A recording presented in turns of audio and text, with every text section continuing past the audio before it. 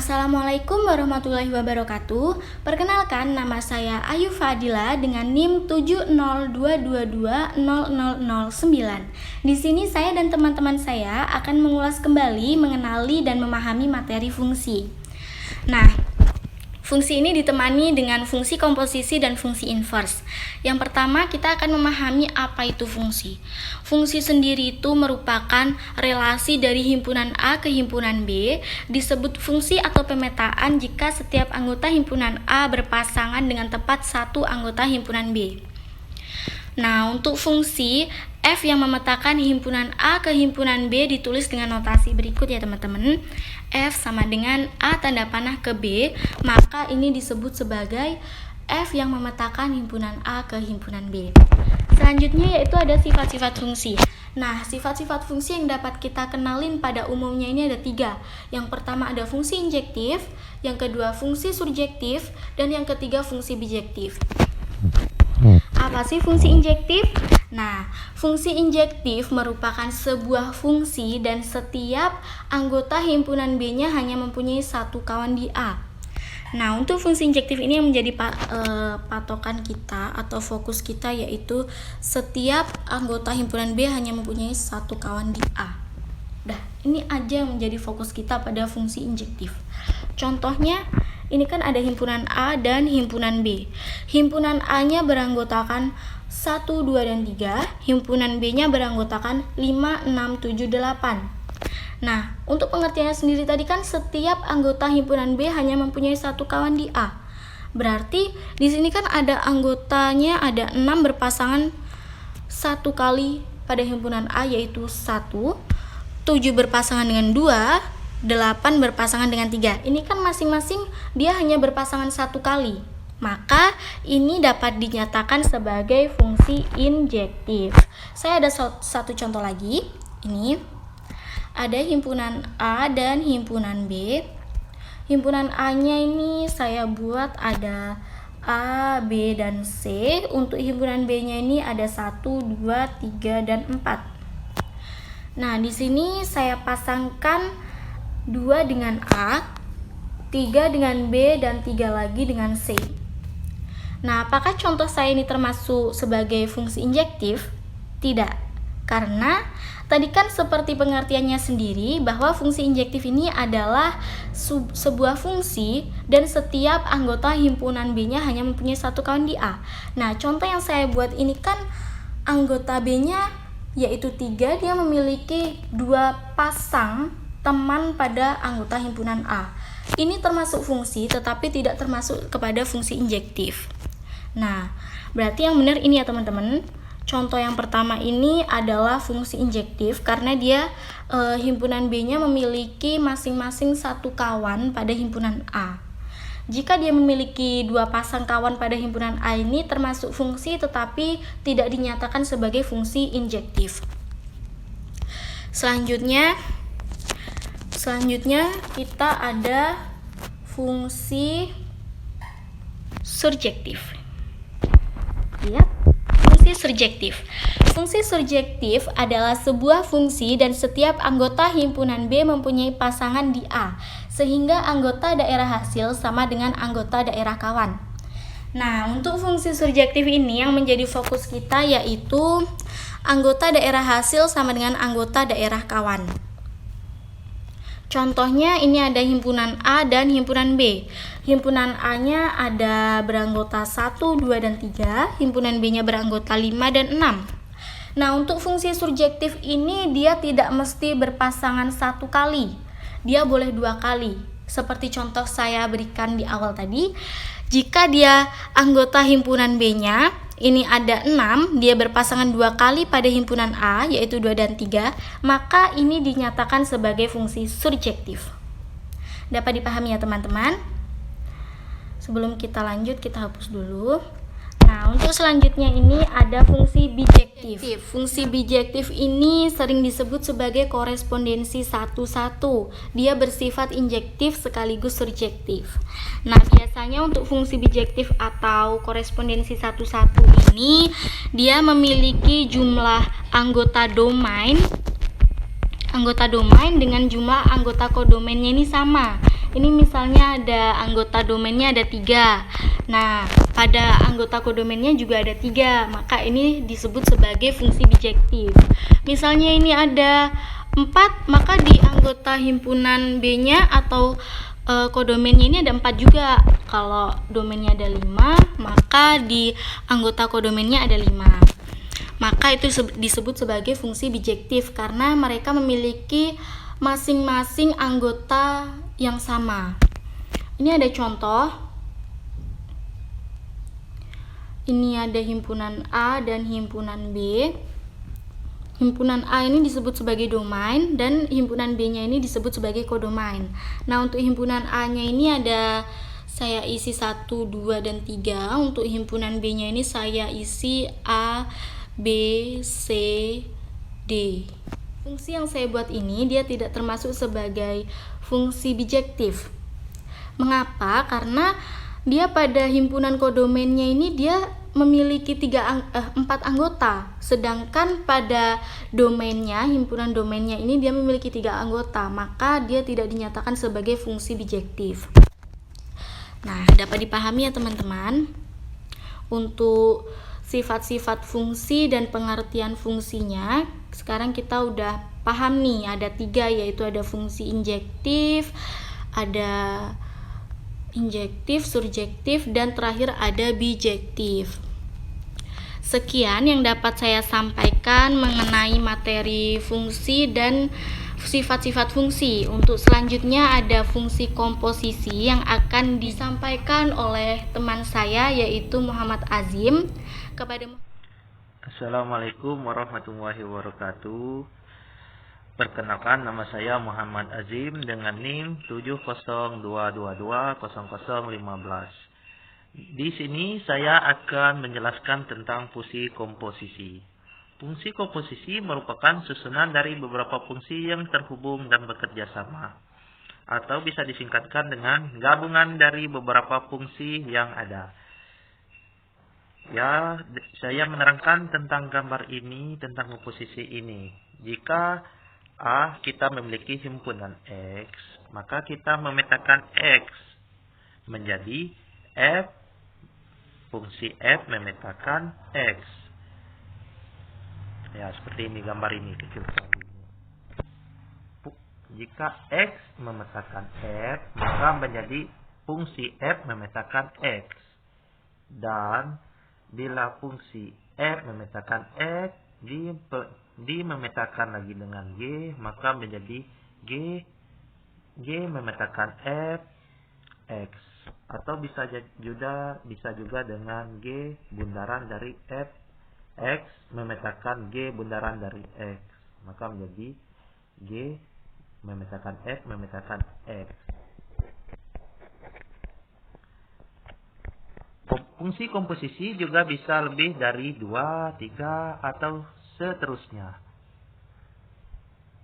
Ya, hanya itu saja yang bisa saya sampaikan tentang fungsi komposisi. 7022200008.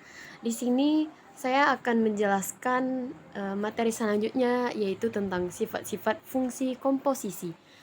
Nah, kawan-kawan tahu nggak sih sifatnya itu terbagi atas 3.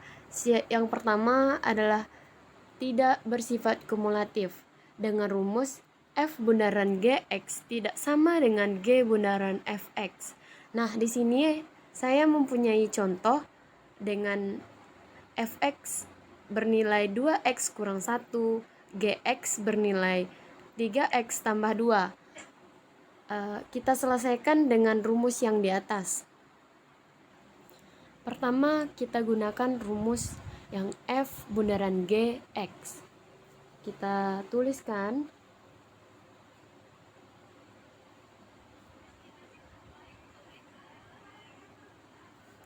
F berarti F dalam kurung Gx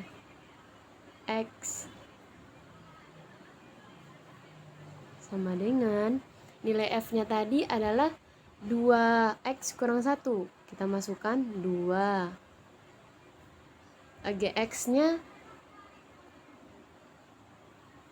nilai Gx-nya adalah 3x ditambah 2 dikurang 1. Nah, selesai di sini kita kalikan nilai yang ada di dalam kurung. Sama dengan 2 kali 3x hasilnya 6x.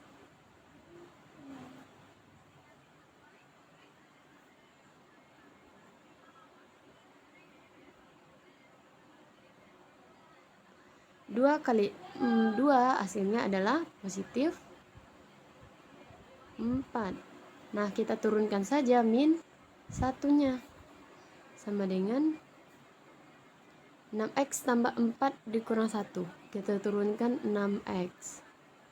Karena tidak ada variabel yang sama. 4 dikurang 1 hasilnya adalah 3. Nah, kita udah mendapatkan nilai dari f bundaran g x. Sekarang kita cari nilai g bundaran fx. Sebelumnya hasilnya kita simpan dahulu. Kita cari yang g bundaran f-nya. Kita masukkan saja rumusnya. G bundaran f x sama dengan g dalam kurung fx.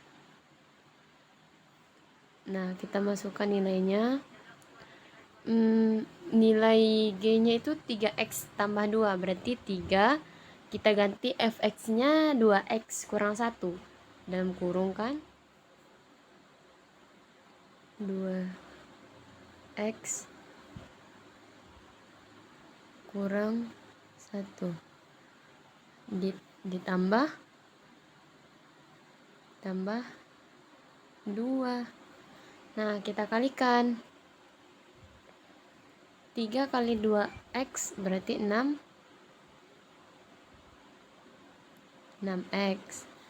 3 kali min 1 berarti min 3 ditambah 2. Kita turunkan saja 6x min 3 ditambah 2 hasilnya adalah min 1. Terlihat jelas bahwa f bundaran gx dan g bundaran fx tidak sama. Berarti ini benar adanya kalau sifat-sifat fungsi komposisi ini bersifat kumulatif, tidak sama. Nah, sifat yang berikutnya adalah sifat asosiatif dengan rumus f bundaran g bundaran h x sama dengan dalam kurun f bundaran g bundaran h x. Di sini ada contohnya yaitu fx sama dengan 2x kurang 1, gx sama dengan 4x, hx sama dengan x kuadrat kurang 1. Tentukan f bundaran g bundaran h x. Nah, di sini saya menggunakan rumus yang di atas tadi. Kita kerjakan yang dalam kurung ini dulu. F bundaran g x sama dengan f g x.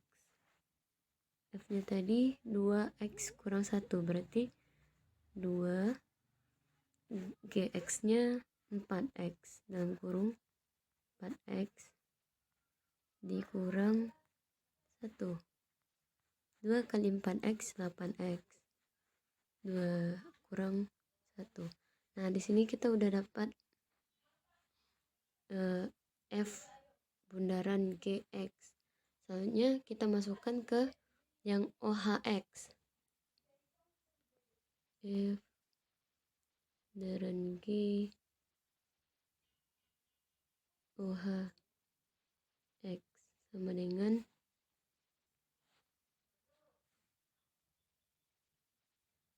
8 F bundaran G itu 8x kurang 1. Nah, aku tulis di sini karena mungkin tempatnya enggak cukup. 8 hx-nya adalah x kuadrat kurang 1.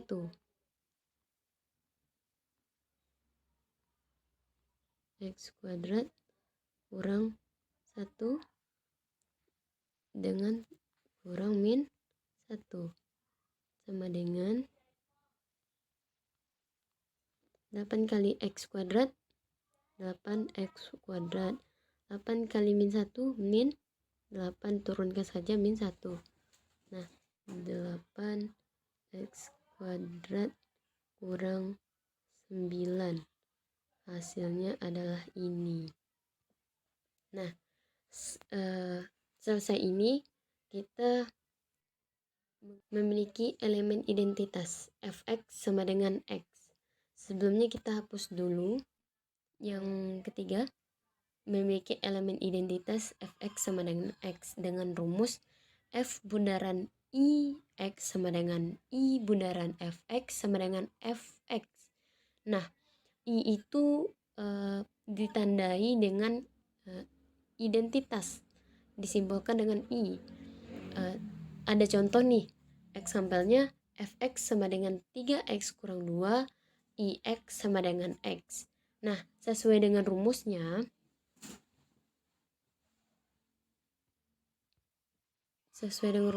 bahwa f bundaran ix sama dengan i bundaran fx sama dengan fx. Jadi kita nggak perlu mencari apa lagi, kita ambil aja bahwa nilai fx-nya adalah 3x kurang 2. Jadi dari soal ini yaitu untuk mencari elemen identitas nilai fx-nya saja, yaitu ini. Maaf kurang bagus, tapi kita bikin di sini saja. F bundaran i x sama dengan i bundaran f x. Kita masukin saja nilainya. Nilai fx-nya adalah 3x kurang 2. Jadi kita hanya berpatok pada nilai fx-nya saja. Nah, materi selanjutnya akan dilanjutkan oleh Sri Wahyuningsih. Perkenalkan, nama saya Sri Wahyuningsih dengan NIM 722220003. Di sini saya akan menjelaskan tentang fungsi inverse. Fungsi inverse adalah A ke B memiliki relasi dengan fungsi G B kepada A. Maka fungsi G merupakan inverse dari F dan ditulis F inverse atau G F inverse. Jika F inverse dalam bentuk fungsi, maka F inverse disebut fungsi inverse. Menentukan inverse suatu fungsi Y sama dengan Fx dapat ditempuh dengan cara berikut. Ubah persamaan Y sama dengan Fx ke dalam bentuk X sama dengan Fy. Gantikan X dengan F inverse Y sehingga Fy sama dengan F inverse Y. Lalu yang ketiga, gantikan Y dengan X sehingga diperoleh inverse berupa F inverse. Baiklah, contohnya sebagai berikut, yaitu menentukan inverse dari X pangkat 2 min 2X plus 4. Penyelesaiannya, 1. Kita ikuti dengan cara yang ubah persamaan Y sama dengan Fx ke dalam bentuk X sama dengan Fy. Y sama dengan X pangkat 2 min 2X plus 4. Yang kedua, gantikan X dengan F inverse Y sehingga Fy sama dengan F inverse Y. Y sama dengan X min 2 pangkat plus 3. Lalu di sini X min 1 pangkat 2 sama dengan Y min 3. Gantikan Y dengan X sehingga diperoleh inverse berupa F inverse.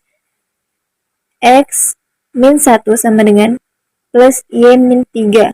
hasilnya X sama dengan Y-3 plus 3. Sehingga inversnya adalah F-1X sama dengan Y-3 plus 1. Dan bukan merupakan fungsi karena memiliki dua nilai.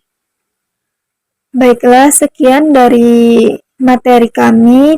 Jika ada salah ataupun kami mohon maaf. Wassalamualaikum warahmatullahi wabarakatuh.